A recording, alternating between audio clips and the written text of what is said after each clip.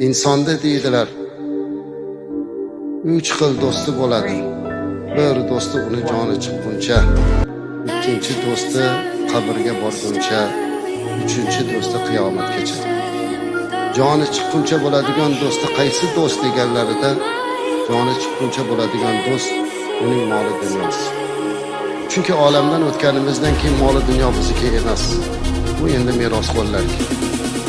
Qabrigacha boradigan do'st kim? Bu uning farzandlari, aqrabo, yaqinlari. Qabrgacha boradi, lekin uni yog'iga hech kimda had yo'q.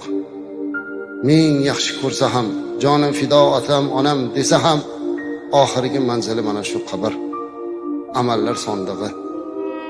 Ammo uchinchi do'st bor. Bu do'st qiyomatgacha birga turadigan do'st.